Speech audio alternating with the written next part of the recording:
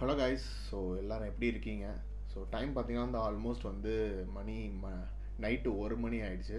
So இப்போ வந்து ஏன் வந்து நான் ஒரு வீடியோ ரெக்கார்ட் பண்ணிகிட்ருக்கேன்னு பார்த்தீங்கன்னா, அந்த டிடிஎஃப் வாசனுங்கிற ஒரு யூடியூபர் வந்து ஒரு ஆக்சிடென்ட் மேக் பண்ணியிருக்காரு. ஸோ வந்து அதை பற்றி நான் ஒரு ஷார்ட்ஸ் போட்டிருந்தேன். ஸோ ஆக்சுவலாக என்ன நடந்திருக்கு அப்படின்னு சொல்லி சிசிடிவி கேமரா ஒரு வீடியோ கிளிப்பை எடுத்து நான் ஷார்ட்ஸ் போட்டிருந்தேன்.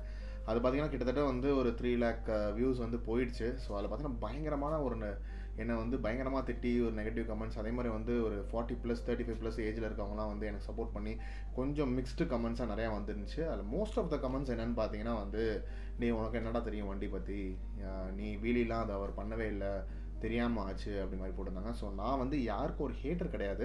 பட் வந்து ஆனால் இப்போ வந்து இந்த வீடியோ போடுறதுக்கான ஒரு கட்டாயத்தில் நான் இருக்கேன்.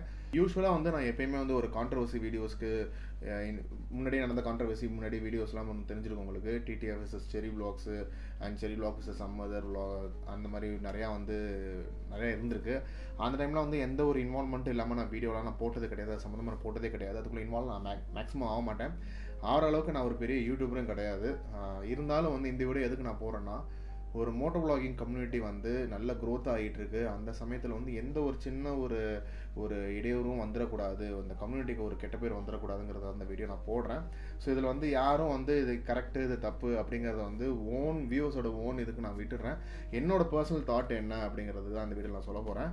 ஸோ வந்து பார்த்தீங்கன்னா வந்து இது வந்து ஒரு அந்த என்ன சொல்லுவாங்க, கிளிக் பைட் மாதிரி வச்சு அவரோட நேமை யூஸ் பண்ணிவிட்டு நான் ஃபேம் தேடுறேனோ இல்லை வந்து ஏதோ ஒரு நெகட்டிவ் வைப்ஸ் க்ரியேட் பண்ணி அவருக்கு ஒரு டிக்ரேட் ஆகிற மாதிரி நினைக்கிறேன், அதுக்காக வீடியோ போடணும்னு யாரும் நினச்சிட வேண்டாம் கண்டிப்பாக.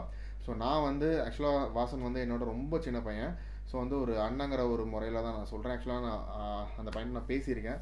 ஸோ அதனால் வந்து அந்த உரிமை எனக்கு இருக்குதுன்னு நான் நினைக்கிறேன் நான். ஸோ வந்து பார்த்தீங்கன்னா வந்து இந்த வீடியோ வந்து ஒரு பாசிட்டிவான விதத்தெல்லாம் எடுத்துக்கணும். ஸோ இது வந்து எந்த ஒரு பிரச்சனையும் எந்த ஒரு அஃபென்ஸும் இது கிரியேட் பண்ணுறதுக்கான வீடியோ கிடையாது. ஸோ மோட்டோ விளாகிங் கம்யூனிட்டிக்கு வாசனுங்கிற ஒரு ஐகான் வந்து ஒரு பெரிய ஐக்கானாகவே சொல்லலாம். நம்ம வந்து அது பிடிக்குதோ இல்லையோ அவர் பண்ணுறது கரெக்டோ தப்போ அது வந்து அடுத்த விஷயம். பட் வந்து இதை விஷயத்தை நம்ம ஏற்றுக்கிட்டு தான் ஆகணும். So Tamil moto vlogging community அப்படிங்கிறத தாண்டி இந்தியா மோட்டோ விளாகிங் கம்யூனிட்டியில் வந்து TTF Vasan twin throttlers Vasan அப்படிங்கிற ஒரு ஐக்கான் வந்து ஒரு பெரிய ஐக்கானாக தான் இருக்குது. இன்னும் சொல்லப்போனால் நம்ம தமிழ் மோட்டோ விளாகிங் கம்யூனிட்டிலேருந்து ஒருத்தர் வந்து ஃபியூச்சர் ஃபிலிமுக்கு போகிறாரு அப்படிங்கிறது வந்து ரொம்ப பெரிய விஷயம். ஏன்னா வந்து மோஸ்ட் ஆஃப் த ஃபியூச்சர் ஃபிலிமில் இப்போது யூடியூப் மூலிமா போனவங்க வீடெலாம் பார்த்தீங்கன்னா வந்து ஒன்று வந்து ஒரு ஜோக்கான கண்டென்ட் க்ரியேட் பண்ணியிருப்பாங்க, இல்லை வந்து காமெடியாக கிரிஞ்சான கண்டென்ட் வந்து க்ரியேட் பண்ணியிருப்பாங்க. அந்த மாதிரி வந்து ரொம்ப சிலது வந்து ஏற்றுக்கிற மாதிரி இருக்கும், சில வந்து ஏற்றுக்க முடியாத மாதிரி இருக்கும். ஆனால் மோட்டோ விளாகிங் மூலமா மட்டுமே ஒரு ஃபியூச்சர் ஃபிலிமுக்கு வந்து போகிறது வந்து ரொம்ப ஈஸியான விஷயம் கிடையாது. ஸோ அந்த விதத்தில் வந்து நம்ம அவரை பாராட்டி தான் ஆகணும். பட் இருந்தாலும் அந்த ஓவர் ஸ்பீடிங்கு ஸ்டெண்ட் பண்ணுறது சிவில் ரோட்ஸில் ஸ்டெண்ட் பண்ணுறதுலாம் வந்து கண்டிப்பாக வந்து தப்பான விஷயம் தான். அதை நம்ம சொல்லியே தான் ஆகணும். இதை வந்து நம்ம தப்பை சுட்டி காட்டி அதை வந்து பின் பாயிண்ட் பண்ணி இந்த மாதிரி ஆக்சிடென்ட் ஆன அவர் ஹாஸ்பிட்டலில் இருக்க டைமில் இல்லை போலீஸ் அரெஸ்ட் ஆன டைமில் வந்து இதை போடணுங்கிற அவசியம் இல்லைங்கிறதோட இப்போ இதை போட்டால் தான் வந்து நிறைய பேர் வந்து இப்போ எல்லாம் வர நல்லபராக இருக்கீங்க. எல்லாமே என்ன நடந்துச்சுன்னு பார்க்கணும், என்ன வேணும், என்ன நடந்துச்சு, என்ன எப்படி போயிட்டுருக்கு, அவர் எனக்கு என்ன ஆச்சு, நான் அந்த டைமில் வந்து இல்லாமல் எல்லா வீடியோஸும் பார்த்துட்ருக்கீங்க. ஸோ வந்து இந்த வீடியோ பார்க்குறது மூலிமா நீங்கள் ஃப்யூச்சரில் ஒரு மோட்டோ விளாகர் ஆகுறீங்க, இல்லை வந்து ஒரு தப்பான சப்போர்ட் நீங்கள் வந்து ஒரு கம்யூனிட்டிக்கு பண்ணிகிட்டு இருக்கீங்கன்னா இதை பார்த்து கொஞ்சம் தெரிஞ்சுக்கிட்டு அதுக்கேற்ற மாதிரி வந்து நீங்கள் வந்து வீடியோஸ் மேக் பண்ணுவீங்க, சப்போர்ட் யார் கொடுக்கணுங்கிற நினைப்பீங்கிற ஒரு நம்பிக்கை எனக்கு இருக்குது. நான் இந்த டைமில் இந்த வீடியோ நான் ரொம்ப நான் போடுறேன். ஸோ எப்பயுமே வந்து நான் இன்னொருத்தவங்க பற்றி நான் இது வரைக்கும் வீடியோ போட்டதே கிடையாது. என் சேனலில் ரெகுலராக ஃபாலோ பண்ணுற ஆளாக இருந்தால் உங்களுக்கு கண்டிப்பாக தெரிஞ்சிருக்கணும். நான் வந்து திட்டியோ யாரை வந்து இது பண்ணி நான் இது வரைக்கும் போட்டதே கிடையாது. இந்த வீடியோவும் வந்து ஒரு நெகட்டிவ் வைப் கிரியேட் பண்ணுற வீடியோ கிடையாது. இது பார்த்தீங்கன்னா வந்து ஆக்சுவலாக இப்போ நடந்த இன்சிடெண்ட்டில் எனக்கு நிறைய கமெண்ட்ஸ் சைடில் நான் போடுறேன் பாருங்கள். எல்லாம் வந்து ஆர்ஐபின்னு போட்டு அவர் வந்து ரொம்ப ஒரு நெகட்டிவ் கமெண்ட்ஸு அது எப்படி தெரியுமா, ஒருத்தரை பற்றி நம்ம பேசும்போது ஒருத்தர் வந்து கஷ்டப்படுற அவர் பண்ணுற தப்போ கரெக்டாங்க. எதிரியாக இருந்தாலுமே இப்படி ஒரு நிலமையில் இருக்கும்போது கையெல்லாம் ஃப்ராக்சர் ஆகிருக்கு. நான் வீடியோஸ்லாம் பார்த்தேன், நான் கிளிப் ஆட் பண்ணுறேன் பாருங்கள். அந்த மாதிரி நிலமையில் இருக்கும்போது இந்த மாதிரி ஒரு நெகட்டிவ் கமெண்ட்ஸ் வந்து வரது வந்து கண்டிப்பாக ரொம்ப தப்பான விஷயம். பர்சனலாக யாருக்கும் எந்த ஒரு வெஞ்சன்ஸ் இருந்தாலுமே இந்த டைமில் வந்து இதெல்லாம் ஒரு பழமொழி கூட சொல்லுவாங்க, எதிரியாக இருந்தாலும் தண்ணி கொடுக்கணும்டா, எதிரியாக இருந்தாலும் அவர் எந்திரிச்சு வரதுக்கு டைம் கொடுத்து தான் சண்டை போடணும் அப்படின்னு சொல்லுவாங்களா. அந்த மாதிரி ஒரு விஷயம் தாங்க பண்ணணும் நம்ம. அதை விட்டுட்டு இந்த டைமில் வந்து எல்லாரும் அதை வச்சு ஃபேம் கிரியேட் பண்ணிக்கிறது. நியூஸ் சேனல்ஸ்லாம் அப்போ ரொம்ப ஒஸ்ட்டு. அதுவும் ஒரு நியூஸ் சேனல்லாம் லாஸ்ட் டைம் ஏதோ ஒரு வீடியோ நான் பார்த்தேன், அதில் கூட போட்டிருப்பாங்க, அப்போ அதெல்லாம் நீங்கள் கேட்கவே வந்து ரொம்ப கிரிஞ்சாக இருக்கும். ஒரு ப்ரொஃபஷனலாக இருக்குது, இவ்வளோ பெரிய நியூஸ் சேனல் வந்து இப்படி போடுறாங்களே, தப்பி ஓடிய வாசன் அப்படிலாம் வீடியோ போட்டுட்ருக்காங்க. அதெல்லாம் வந்து எப்படி வந்து அந்த பையனை வச்சு எல்லாரும் ஃபேம் கிரியேட் பண்ணிக்கலாம், எப்படி வந்து நேம் தெரிவிக்கலாம், டிஆர்பி ரேட்டிங் ஏற்றலாம் அப்படிங்கிறது தான் வந்து எல்லாருமே பார்க்குறாங்க. நிறையா யூடியூபர்ஸ், நிறையா சேனல்ஸில், நிறையா இன்ஸ்டாகிராம்லலாம் பார்க்கும்போதெல்லாம் வந்து வீலி பண்ணிகிட்டு இருக்க வீடியோ கீழே வந்து மீசையில் ஒட்டாது அந்த மாதிரி ஒரு நிறைய மீம்ஸ்லாம் கிரியேட் பண்ணி நிறைய பேர் போட்டுட்ருக்காங்க. இதை வச்சு ஃபேம் கிரியேட் பண்ணி என்ன பண்ண போகிறாங்கன்னு எனக்கு தெரியவே இல்லை. ஸோ வந்து coming to the matter, what ever you say, wheelie பண்ணது, ஹைவேஸில் பண்ணது தப்பு தான். அது வந்து நிறையா பேர் சொல்கிறீங்க, நிறைய கமெண்ட்ஸ் அடிக்கிறீங்க. அதே மாதிரி அவர் கூட ஒரு பையன் கூட இருப்பார், அவர் கூட சொல்கிறாரு இந்த மாதிரி வந்து அவருக்கு வந்து கழுத்தில் வலி, தலை வலியில் ஆக்சிலேட்டர் கொடுத்துட்டாரு, அதனால தான் வீலி ஆச்சுன்னு. கண்டிப்பாக கிடையவே கிடையாது, அப்படி கிடையவே கிடையாது. இதுவுமே கிடையாதுன்னு ஏன் நான் பின் பாயிண்ட் பண்ணி சொல்கிறேன்னா, நிறைய கமெண்ட்ஸ் எனக்கு வந்து கீழே பண்ணியிருக்காங்க, என்னை வந்து அசிங்கமாக பண்ணியிருக்காங்க. எனக்கு அது பர்சனலாக வந்து இதை வந்து சொல்லணும், அவங்க இதை பார்க்கணும், கீழே கமெண்ட்ஸ் பண்ணியிருக்கோம் வந்து இதை பார்த்து தெரிஞ்சுக்கணும், பவர் வெளினா என்ன, நிஜமாக ஸ்டண்ட் பண்ணுறதுனா என்னென்னு தெரிஞ்சுக்கணும் அப்படிங்கிறதுக்காக தான் இந்த வீடியோ வந்து. ஸோ வந்து நார்மலாக வந்து பவர் வீலிங்கிறது எப்போ ஆகும்னா, ஹை ஆர்பிஎம்மில் ஒரு வண்டிக்கும் வந்து டார்க் அதிகமாக ப்ரொடியூஸ் பண்ணுற ஆர்பிஎம்னு ஒன்று இருக்கும்.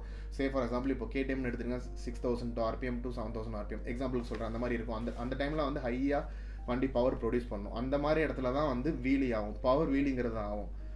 நம்ம வந்து அதை இன்சிஸ்ட் பண்ணி ஒரு ஸ்டண்ட்டாக வீலி பண்ணுறதுக்கு வந்து என்ன பண்ணுவோங்கிறது ஸ்டண்ட் பண்ணுறவங்களுக்கு தெரிஞ்சிருக்கும், கண்டிப்பாக வாசனுக்கு தெரிஞ்சிருக்கும்.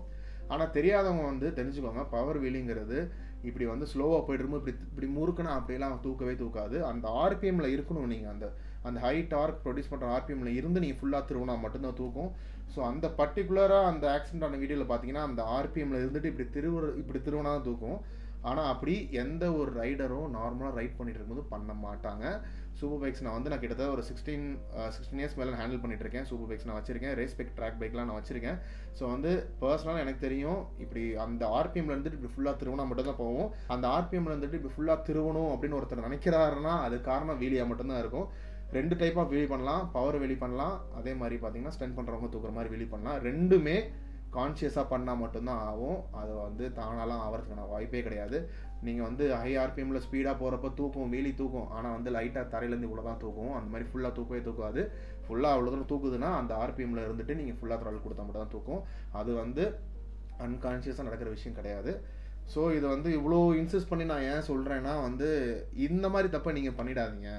ஸோ வந்து பைக்கை பற்றி ஃபுல்லாக வந்து நீங்கள் வந்து தெரிஞ்சுக்கோங்க. இந்த ஆர்பிஎம்மில் வந்து இப்படி பண்ணால் பவர் வெளியே ஆகும், ஆனால் அது நீங்கள் தெரிஞ்சு பண்ணால் தான் ஆகுங்கிறத நீங்கள் தெரிஞ்சுக்கணும்.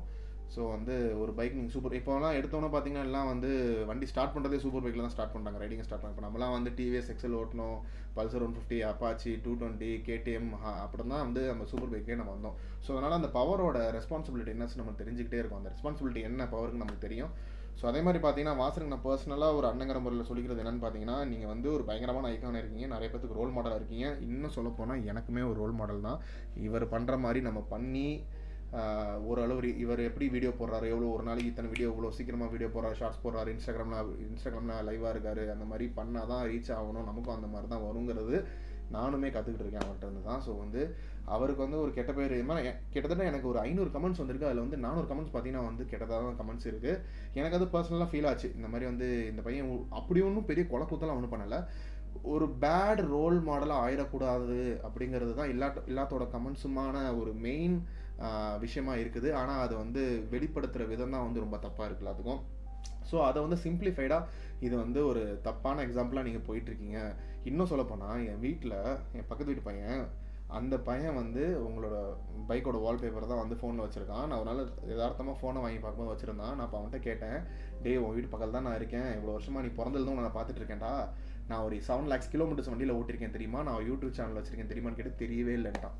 ஸோ அந்தளவு வந்து ஒரு பட்டி தொட்டியும் தாண்டி ஒரு எல்லா இடத்துலையும் வந்து டிடிஎஃப் வாசன்னா யாருன்னு தெரியுது. ஸோ அதனால் பார்த்தீங்கன்னா இந்த மாதிரி இன்சிடென்ட்ஸ் நிறைய இன்சிடென்ட்ஸ் நடந்திருக்கு. அது மாதிரி எப்படி சொல்கிறது, யமுனா எக்ஸ்பிரஸ் ஹைவேஸில் வந்து ஃபாஸ்ட்டாக போய் ஒரு இஷ்யூ ஆச்சு. அப்போ வந்து எல்லா நியூஸ் சேனல்ஸும் பெருசாக போனாங்க. அந்த டைமில் வந்து ஹேட்டர்ஸ் வந்து ஒரு 10% இருந்தாங்க. அடுத்த ஒரு இஷ்யூ நடக்கும்போது, ஜிபி முத்து இஷ்யூ நடக்கும்போது 20%. நான் அந்த வீடியோ உங்கள் வீடியோ எல்லாத்தையும் ஃபுல்லாக பார்க்குறதுனால சொல்கிறேன். அடுத்த ஒரு ஜிபி முத்து வீடியோ வரப்போ வந்து பார்த்தீங்கன்னா அடுத்த ஒரு 20% ஆனாங்க, இப்போ ஒரு 30%. ஸோ அப்படி ஹேட்டர்ஸ் ஒரு லிஸ்ட் ஏறிக்கிட்டே போகிறது வந்து ஒரு நல்ல க்ரோத் கிடையாது. அதனால தான் பர்சனலாக நான் சொல்கிறேன், இந்த வீடியோ இதுக்கப்புறம் வந்து நம்ம ரைட் பண்ணுறது மூலிமா வந்து நமக்கு வந்து சப்ஸ்கிரைபர்ஸ் கவுண்ட்டு ஏறுறதுங்கிறத விட நமக்கு வந்து எப்படி சொல்கிறது, நம்மளை வந்து ஒரு ஜென்யூனாக நம்ம வந்து நம்ம க்ரோத்தை ரசிக்கிற சப்ஸ்கிரைபர்ஸ் வந்து க்ரோத் அதிகமாகிறது தான் வந்து என்றைக்குமே முக்கியம். நம்ம சப்ஸ்கிரைப் பண்ணுறாங்கன்னா அவங்க நம்மளோட வீடியோஸை வந்து இன்ஸ்பயர் ஆகி தான் சப்ஸ்கிரைப் பண்ணுறாங்க. ஆனால் அது எந்த மாதிரி இன்ஸ்பயர் ஆகிறாங்கிறது தான் ரொம்ப மேட்ரு. அதுவும் இல்லாமல் உங்களோட சப்ஸ்கிரைபர் எல்லாம் பார்த்தீங்கன்னா வந்து அண்டர் 18 இயர்ஸ் தான் இருக்காங்க. நான் ரைடு எப்போ போனாலும் டிடிஎஃப் தெரியுமான்னு கேட்குற பசங்க எல்லாம் பார்த்தீங்கன்னா பிலோ 18 இயர்ஸ். ஸோ அவங்களுக்குலாம் வந்து ஏன்னா அந்த 5ல் விளையாடுறது 50 விளையாடு அப்படிலாம் சொல்லுவாங்கள்ல. ஸோ ஸ்பீட் எப்பயுமே it kills at any cost தான். நான் எப்பயுமே சொல்லுவேன், ரோட்டில் ஸ்பீடாக போகிறதும் ஸ்டண்ட் பண்ணுறதும் நல்லா தான் இருக்கும், ஆனால் தப்பு நடக்கிற வரையும் நல்லா தான் இருக்கும். ஸோ அதனால் அட் எனி காஸ்ட் அது வந்து பிரச்சனை தான் எப்பயுமே. ஸோ அதனால் அந்த சின்ன பசங்களுக்கெல்லாம் வந்து நம்ம கண்டிப்பாக வந்து ரோல் மாடல் தான் இருக்கணும். நாளை பின்ன நம்மள வந்து யாரும் அவங்க அப்பா அம்மாவோ அவங்களோட சொந்தக்காரங்களும் யாரும் நம்மளை தப்பாக சொல்லிடக்கூடாது. என்றைக்குமே வந்து சாபத்தில் மட்டும் நம்ம வாழ்ந்துடக்கூடாது. அந்த ஒரு விஷயத்தை வந்து நீங்கள் கண்டிப்பாக தெரிஞ்சுக்கோங்க. அதே மாதிரி வந்து இதை வச்சு இன்னும் யாரும் அரசியல் பண்ணாதீங்க, தயவு செஞ்சு சொல்கிறேன். வாழ்க்கையில் சாதிக்கிறதுக்கு நிறைய விஷயம் இருக்குது. இதை வந்து போட்டு ஊர்ட்டிக்கிட்டு எப்படியும் வந்து போலீஸ் கேஸ்லாம் இது வந்து ஒரு பெரிய கேஸாகவே நிற்காது ஸ்பீட் பண்ணி. ஆனால் யாருக்கும் எந்த பிரச்சனையும் கிடையாது. அந்த இடத்துல ஒருத்தர் போயிருந்தால் அது வேற. அந்த இடத்துல ஒருத்தர் இருந்து அவர் மேலே டேரெக்டாக ஹிட் பண்ணியிருந்தால் அது வேற. இது வந்து செல்ஃபாக நடந்து இது வந்து நிஜமாவுமே வந்து இது வந்து ஒரு ஆக்சிடென்டல் வீலியாக கூட இருந்திருக்கலாம். அதை பற்றி நம்ம உள்ளே போக வேணாம். ஆனால் வந்து எப்படியும் கேஸ்லாம் வந்து வெளில வர தான் போகிறாங்க, திருப்பி ரைட் கண்டினியூ பண்ண தான் போகிறாங்க. அதனால் இதை வச்சு அவ்வளோதான் அவன் இவ்வளோதான் இவன் அப்படிங்கிறத பேசுகிறத விட்டுட்டு நம்ம எப்படி லைஃப்பில் முன்னேறுங்கிறத பாருங்கள். அதே மாதிரி அவரோட சப்ஸ்கிரைபர்ஸ்க்கும் அவரோட கீழே கமெண்ட்ஸ் பண்ணுறவங்களுக்கும் அவங்களோட இன்ஸ்டாகிராமில் வந்து கீழே கமெண்ட் பண்ணுவோம். தயவு செஞ்சு ஒரு வேண்டுகோள் விடுறேன், நீங்கள் வந்து உசுப்பேத்துறதுனால தான் அந்த மனுஷன் இந்த நிலமையில் வந்து நிற்கிறாரு. நான் நிறையா கமெண்ட்ஸ் பார்த்துட்டு நிறையா வீடியோஸில் வந்து ரிப்ளைஸ்லாம் நான் பார்த்துருக்கேன். எல்லாம் பார்த்தீங்கன்னா வந்து ப்ரோ வீலி பண்ணுங்கள் ப்ரோ, ஃபாஸ்ட்டாக போங்க ப்ரோ, நீங்கள் வேறு லெவல், நீங்கள் வேறு மாஸ், நீங்கள் வந்து ஒரு வீல் உங்களுக்கு ஒருத்தன் கமெண்ட்லாம் பண்ணியிருக்கான் ப்ரோ, உங்களுக்கு வண்டி வந்து ஒரு வீலில் தான் செய்யணும், 2 வீலில் செய்யக்கூடாது, அந்தளவுக்கு நீங்கள் ஓட்டுறீங்க ப்ரோன்னுலாம் சொல்கிறான். அவன்லாம் வந்து மனுஷனே கிடையாது. அந்த மாதிரி ஒரு மனுஷனை நீங்கள் வந்து கன்சிடர் பண்ணிவிட்டு நீங்கள் ஒரு நாள் நான் வந்து ஒரு இடத்துல பார்க்கும்போது நீங்கள் சொன்னீங்க, நான் உங்கள்கிட்ட பர்சனலாக கேட்டேன், ப்ரோ ஏன் ப்ரோ நீங்கள் வந்து இவ்வளோ ஃபாஸ்ட்டாக ஓட்டுறீங்க, நீங்கள் வந்து ஒரு ஐகான் இந்த விஷயத்தை நான் உங்கள்கிட்ட டேரெக்டாக நான் சொன்னேன். அப்போ நீங்கள் ஒரு விஷயம் சொன்னீங்க, விஜயோ அஜித்தோ வந்து சென்டிமெண்டல் படமோ தங்கச்சிக்காக படமோ இல்லை வந்து குடும்ப படமோ நடிச்சா யாரும் பார்க்க மாட்டாங்க. அதே மாதிரி நான் ஸ்லோவாக போனால் யாரும் பார்க்க மாட்டாங்க ப்ரோ, சப்ஸ்கிரைபர்ஸும் சரி என் ஃபேன்ஸும் விரும்புறது தான் அப்படின்னு சொன்னீங்க. அது ஒரு விதத்தில் கரெக்டான விஷயம் தான். பட் அது கரெக்டுங்கிறதுனால நம்ம வந்து அதை வந்து நம்ம பண்ணுறது ரோட்டில் கண்டிப்பாக தப்பு தான். ஸோ அதனால் அந்த கூட இருக்க அந்த குட்டி குஞ்சான்ஸ்லாம் வந்து கொஞ்சம் நிஜமான ஒரு ஃபேன், நிஜமான ஒரு எப்படி சொல்கிறீங்க, அவர் வந்து ஒரு இன்ஸ்பிரேஷனாக எடுத்திருக்கீங்கன்னா இந்த மாதிரி கமெண்ட்ஸ் பண்ணாதீங்க. என்றைக்குமே வந்து நம்மளோட ஃபேனோ நம்மளோட வந்து எப்படி சொல்கிறது, என்றைக்கே நம்ம வந்து நம்மளோட ரோல் மாடலோ நம்ம வந்து ஒருத்தர் ஃபேனாக இருக்கமோ அவங்க வந்து அழியக்கூடாது நம்ம இன்றைக்கி நம்ம நினைக்கிறோம். ஆனால் நீங்கள் தெரிஞ்சு அப்படி பண்ணுறது கிடையாது. இருந்தாலும் இந்த மாதிரி கிரிஞ்சு விஷயங்கள்லாம் அவரை ஏற்றி விட்டு பண்ணாதீங்க. அதே மாதிரி ரொம்ப முக்கியமான விஷயம், நீங்கள் ரைடிங் கேஸ் வந்து கண்டிப்பாக ரைடிங் கேஸ் போடுங்க. ஒரு 2-3 நாள் முன்னாடி கூட ஒரு பையன் கூட ஹெல்மெட் போடாமல், ஒரு பெரிய யூடியூபர் தான் நினைக்கிறேன், அந்த பையன் கூட இறந்துட்டார் ஹெல்மெட் போடாமல் போய்.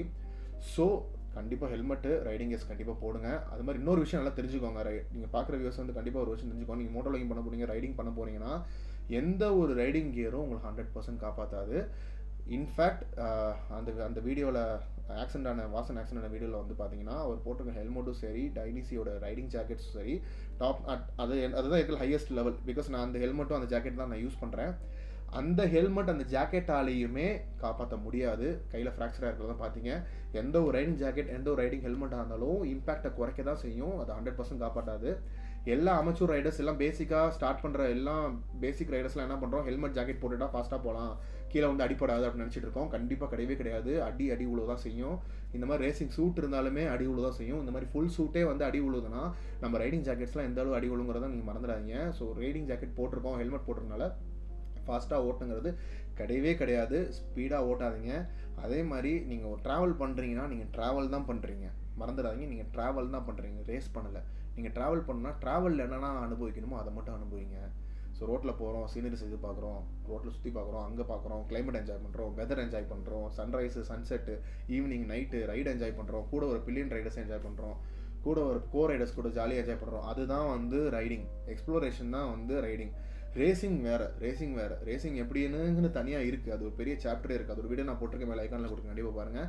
ஸோ அந்த ஸ்பீடிங் அந்த விஷயத்தில் நீங்கள் வந்து க்ளோஸ்டு என்விரான்மெண்ட்டில் அதே மாதிரி வந்து இம்மிடியேட் எமர்ஜென்சி ரெஸ்பான்ஸ் டீம் இருக்கிற இடத்துல பண்ணுங்கள். ரோட்டில் சிவில் ரோட்டில் பண்ணாதீங்க. நமக்கும் பிரச்சனை, நம்ம கூட வரக்கும் பிரச்சனை, ரோட்டில் நடந்து போகிற அப்பாவிகளுக்கும் பிரச்சனை. ஸோ அதனால் இதை பார்க்குறவங்க வந்து இனிமேலாச்சும் இமெயில் இவ்வளோ ஃபாஸ்ட்டாக ஓட்டிகிட்டு இருந்தீங்கன்னா கண்டிப்பாக நீங்கள் மாறுங்க, கண்டிப்பாக மாறுவீங்க.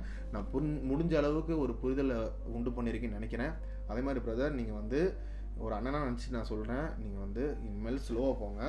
ஸ்லோவாக போகிறது மூலிமா நீங்கள் கண்டிப்பாக குவாலிட்டியான சப்ஸ்கிரைபர்ஸ் பிடிப்பீங்க. ஸோ சப்ஸ்கிரைபர்ஸ் மேட்டர் கிடையாது, குவாலிட்டி சப்ஸ்கிரைபர்ஸ் நம்ம மேட்ரு. நம்ம 4 இடத்துக்கு போனோன்னா அடுத்த முறை சொல்லணும், ப்ரோ வந்து இப்போ வந்து ப்ரொஃபஷனலாக ஓட்டுறாரு, ப்ரோ ப்ரொஃபஷனலாக இருக்கார். அந்த ப்ரொஃபஷனலுங்கிற நேம் வந்து நீங்கள் வாங்கணும். ஸோ ரைடுங்கிறது கிடையாது, ப்ரொஃபஷனல் ரைடராக நம்ம இருக்கணும். ஸோ ரைடிங் ஜாக்கெட்லாம் போட்டு ஹெல்மெட் போட்டிருக்கோங்கிறது ஹாஃப் தான். நம்ம எப்படி ஓட்டுறோம், எந்தளவு சின்சியராக ஓட்டுறோம், எந்தளவு பொறுப்பாக ஓட்டுறோங்கிறது தான் மீதி ஹாஃப். ஸோ அந்த ரெண்டும் சேர்ந்தால் தான் வந்து நம்ம ப்ரோ ரைடராக இருக்க முடியும். இன்ஃபேக்ட் நீங்கள் மட்டும் இல்லை, இன்னும் 2-3 பெரிய vloggers-லாம் இருக்காங்க. அவங்களுமே ரோட்டில் ஸ்பீட் பண்ணிட்டு தான் இருக்காங்க. 2 கான்ட்ரவர்சி கூட முன்னாடியே வந்துச்சு, நான் கூட பார்த்தேன். அவரும் உங்களை ப்ளைம் பண்ண ஒரு ரைடருமே, அது யாரும் நான் சொல்ல விரும்பலை. அந்த ரைடர் ஏன் சொல்லலை நான் சொல்கிறேன். சரி vlogமே வந்து ஒரு வீடியோவில் 140 115 போட்டிருந்தாரு. 140 150 ரைடு அந்த ரைடில் பண்ணும்போது குறுக்க ஒருத்தன் வந்துட்டான்னு அவங்க கூட சண்டை போட்டார். ஸோ அது வந்து அவன் தப்பா இவன் தப்பாங்க அந்த இடத்துல யாருக்குமே தெரியாது. ஸோ ஸ்பீடு என்னைக்குமே போகாதீங்க, ஸ்பீடு கம்மியாக போங்க. இந்தியன் ரோட்ஸ்க்கு 80 90 100 தான் மேக்ஸிமம். அதுதான் வந்து கண்ட்ரோலபிள் ஸ்பீட். அதில் போனால் தான் உயிர் தப்பிக்கிறதுக்கான சான்சஸ் கொஞ்சம் இருக்குது. அதுக்கு மேலே கொஞ்சம் போனாலும், இது வந்து நான் சொல்லலைங்க, நிறைய ரைடர்ஸ் வந்து நிறையா ப்ரொஃபஷனல் ரைடர்ஸ், நிறையா லெஜெண்டரி ரைடர்ஸ்லாம் வந்து சொன்னது 100 தான் மேக்ஸிமம் ஸ்பீட் பைக்கர்ஸ்க்கு. ஸ்பீட் லிமிட் இல்லாத இடத்துல, ஸ்பீட் லிமிட் என்ன இருக்கும் அந்த இடத்துல நம்ம அவ்வளோதான் ஓட்டி ஆகணும். இங்கே ஸ்பீட் லிமிட் எங்கேயும் நீங்கள் பார்க்கல அப்படின்னா மேக்ஸிமம் 100 தான். அதுதான் வந்து க்ரூசபிள் சேஃபர் ஸ்பீட். அதுக்கு மேலே நீங்கள் போனீங்கன்னா என்றைக்குமே பிரச்சனை தான். 100ல் போனால் தான் நீங்கள் வந்து கொஞ்சம் பிரேக் அடிக்கும் போது, கீழே விழுவும் போது, ரோல் பண்ணும்போது கொஞ்சம் ஸ்லோவாக போக முடியும். ஸ்லோவாக அடி விழுவும். ஸோ அதனால் அதில் போங்க. ஸோ இந்த வீடியோ வந்து கண்டிப்பாக எல்லாத்துக்கும் யூஸ்ஃபுல்லாக இருக்கும்னு நினைக்கிறேன். ஸோ கண்டிப்பாக உங்களுக்கும் bro all the best for future. கண்டிப்பாக வந்து நிறைய கிரேட் ரைட்ஸ்க்கு ரீச் ஆகணும். ஸோ கண்டிப்பாக இன்னொரு சீக்கிரம் நம்ம மீட் பண்ணி நிறைய விஷயம் நம்ம பேசுவோம். So thank you so much for வாட்சிங். Yes, take care and ride safe.